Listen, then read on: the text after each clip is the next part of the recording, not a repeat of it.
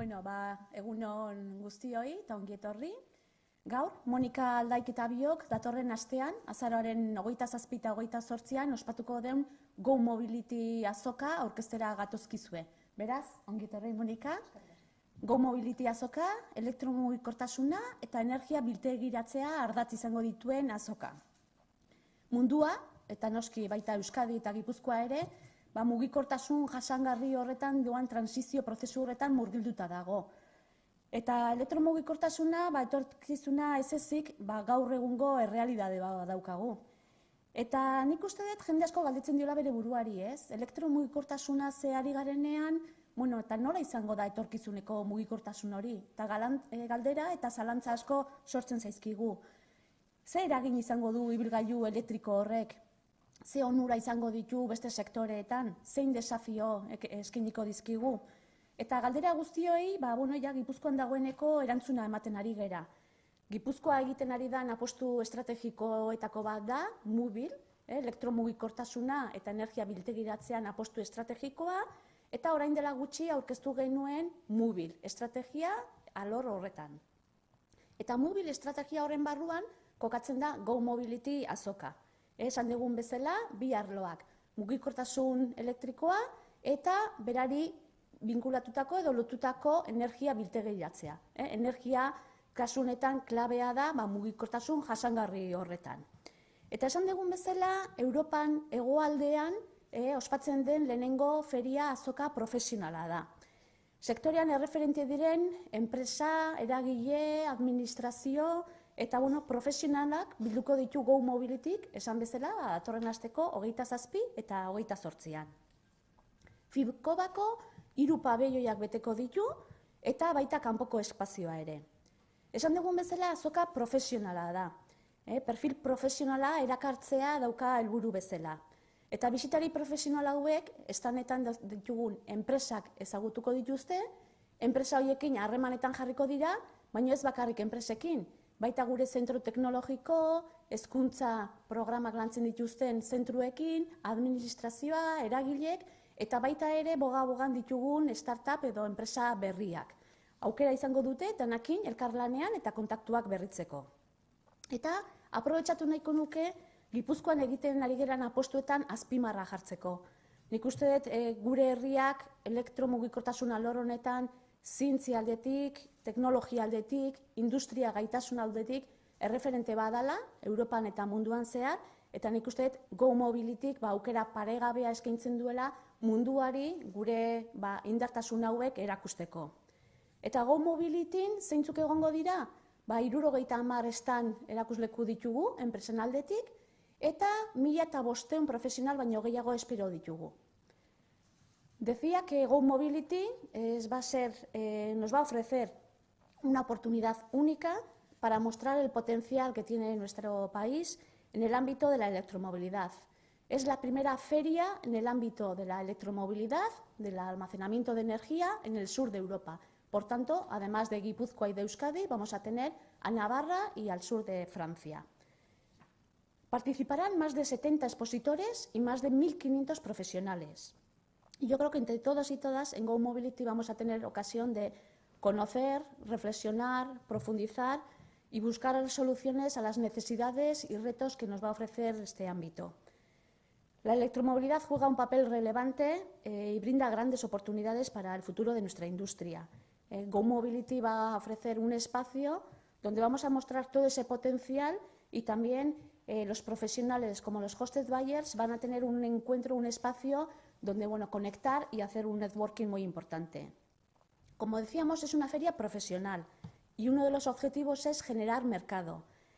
Y por tanto, se ha organizado un programa de hosted buyers o compradores invitados, tanto nacionales como internacionales.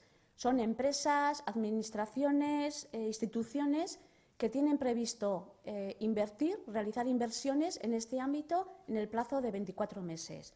Estamos hablando de Alemania, Francia, Gran Bretaña, que van a estar presentes, desde estos países más cercanos hasta Colombia, Chile y Uruguay. Y este verano, cuando hicimos la misión comercial a Uruguay, pudimos comprobar que la Administración estaba muy interesada en este ámbito y ellos van a acudir a la feria para ver lo que tenemos en en Guipúzcoa. En Guipúzcoa, como decía, contamos con firmas de primer nivel en el ámbito internacional y ese ecosistema industrial que tiene que consolidarse y tiene que también transformarse para abordar este nuevo reto. Go Mobility, por tanto, va a ser un escaparate para toda nuestra industria. Eta aukera asko irikitzen dira sektorerako. Gure ekonomia hazi egingo da, aukera badago, enpresa masa kritikoa gehiago sortuko da, enplegua eta negozio aukera berriak landuko ditugu, eta beti esaten dugun bezala aukera izugarria daukagu talentua erakartzeko. Gure talentua hemen bertan talentuari eutsi egin behar diogu, talentu berria sortu behar dugu arlo honetan, baina kanpoan daukagun talentuare erakarri nahi dugu eta hau ere eskaparate bikaina da horretarako. Erronka bada, horrelako feria bat lehenengo aldiz sortzea, erronka handi bada, baina daukagun erantzuna oso positiboa izaten ari da, eta nik uste dut aurrera egiteko animo izugarria dela, ez? Eta gure apostua beti esaten dugu Foru Aldundiaren apostua sendoa dela, serioa dela elektromugikotasun arlo honetan, eta nik uste dut Go Mobility azoka hau horren erakusle handia izango dela. Eta oain azokaren xetasunak emateko, Monikari pasatuko diotitza, nahi dezunean, Monika? Eskerrik asko, Ainhoa.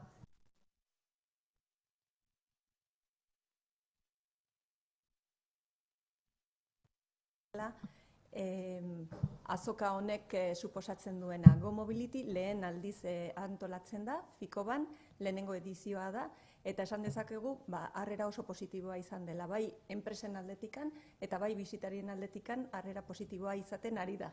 Orain azoka bukatu arte, ez dugu datu zehatzik izango, baino harrera oso ona, eta horrek pozik jartzen gaitu. Ikusten dugu elektromugikortasun eta mugikortasun jasangarriaren eta energia biltegiratzearen gaia punta-puntakoa dela, garatzen ari dela oso azkar, eta enpresa guztiak interesa handia daukatela.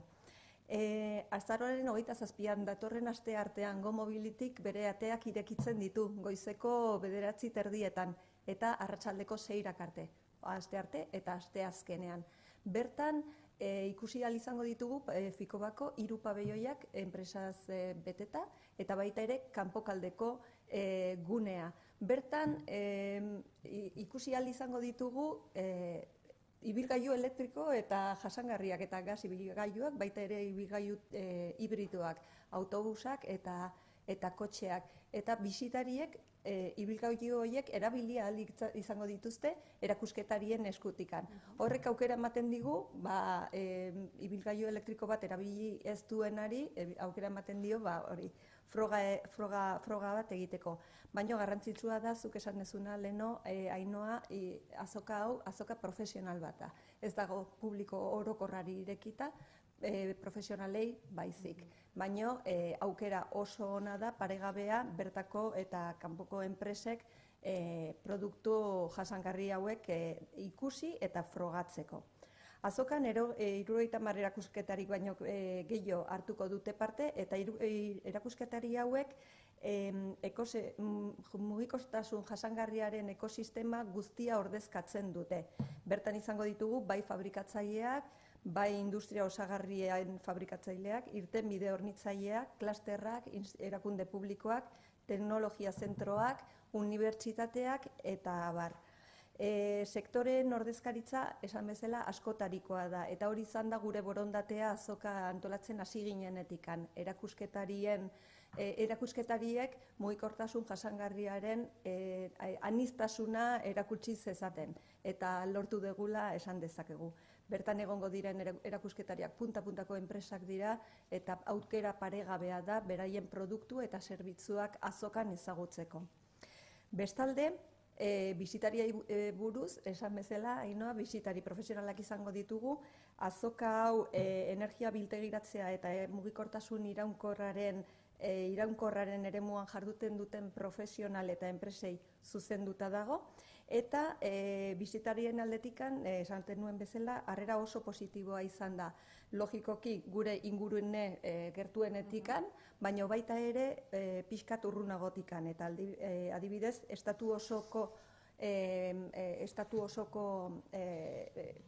aldetatikan datozkigu bisitariak, baina baita atzerritik ere bai, batez ere Frantziatikan, baina baditugu Alemaniatik, Txiletik, Indiatik, Israeldik, Portugaletik datozen bisitariak. Bisitarien sektorei dagokienez, hau da ze sektore ordezkatzen dituzten bisitari hauek, administrazio publikoko ordezkariak egongo dira gehienak, baina baita ere teknologia eta ikerketa zentroetakoak, baita ere mugikortasun iraunkorreko irtenbide integralak ordezkatzen dituzten edo enpresak, baita ere ekoizleak eta baita ere bidaiarien garraio publiko eta pribatuko enpresak. Hoiek beste askoen tartean. Garrantzitsua da, Go Mobility azokan aukera izango dugu esan bezala erakusketarien produktu eta zerbitzuak bertan ikusteko eta bertan ezagutzeko, baina baita ere erreflexiorako eta ezagutzarako eremu bat izango da Go Mobility. Hori lortuko dugu, antolatu dugun hitzaldien eta aktibitateen egitarau osoaren bitartez. Hitzaldi oso garrantzitsuak daude Go Mobilityn, hizlari punta-puntakoak ekarri ditugu, mugikortasun iraunkorrean gertatzen ari diren disrupzio eta gertakizun guztiei buruz informazioa emango digutenak, eta aukera paregabea da puntako hizlariak entzuteko. Adibidez, Michael Liebrecht daukagu, munduan ezaguna den aditua, mugikortasun jasangarria, bera entzuteko aukera izango dugu, baina baita ere adibidez Transport for London-etik datorren ordezkari bat, eta baita ere adibidez Bartzelonan erabiltzen ari diren Mobility as a Service azalduko digun beste hizlari bat, Daniel Serra, besteak beste. Ez hori bakarrik, hitzaldi horietaz aparte baita ere, baita ere izango ditugu erakusketariek beraiek aurkeztuko dituzten hitzaldiak, beraien produktu eta zerbitzuei buruz, oso interesgarria baita ere enpresa bakoitzak zer egiten duen jakiteko. Eta bestalde ere izango dugu Euskadiko mugikortasun klasterrak, mugikortasun eta logistika klasterrak antolatzen duen 9. ITS Euskadi Kongresua entzuteko, Go Mobilityren barne gertatuko dena. Por último, decir que vamos a tener también otras actividades, entre las muchas que vamos a tener en Go Mobility, es el Marketplace y el Poster Area. Marketplace es un espacio, una actividad que hemos generado en la que el martes día 27 por la mañana vamos a tener la oportunidad de escuchar a representantes de ciudades europeas, vascas, españolas y europeas, que van a hablarnos sobre las estrategias y los retos que tienen en sus ciudades sobre movilidad sostenible. Por ejemplo, vamos a tener a Dundee de Escocia, que es una ciudad que ha sido nombrada recientemente ciudad amigable con el vehículo eléctrico. Vamos a tener a representantes de Dublín, de Madrid, de Gasteiz, de Donosti, de Bilbo también, pero también de Tesalónica o de toda una serie de ciudades europeas que van a ser un ejemplo que vamos a poder escuchar, y además las empresas o los visitantes que quieran luego van a poder entrevistarse con estas representantes, con lo cual es una oportunidad única de acercarse a casos muy concretos en los que normalmente en el día a día no nos vamos a poder acercar. Y por último voy a nombrar también que tenemos la zona de pósters europeos, que es otro punto más de información que ofrecemos en la feria. Va a ser un punto específico en el cual se presentan 12 proyectos europeos de inversiones en materia de movilidad sostenible y almacenamiento de energía, que van a presentarse en la feria, que van a estar expuestos en la feria y que van a estar con un representante del póster que va a poder dar todas las explicaciones referidas a ese póster. Con lo cual, cualquier visitante que vea también esa información y esas oportunidades de inversiones, de generación de actividad en ese entorno de movilidad sostenible, va a poder informarse de primera mano. Go Mobility van a ser 2 días llenos de actividad, muy intensa y muy interesante, y va a ser un hito en el ámbito de la electromovilidad en Euskadi y en Guipúzcoa, por supuesto, y en el sur de Europa, claro que sí. Eskerrik asko. Eskerrik asko, Monika. Galderari baldin baduzue? Oso ondo esplikatu dugu. Dena, bien artean ez da? Bai, primeran. Hori da. Baskarrik asko. Vale.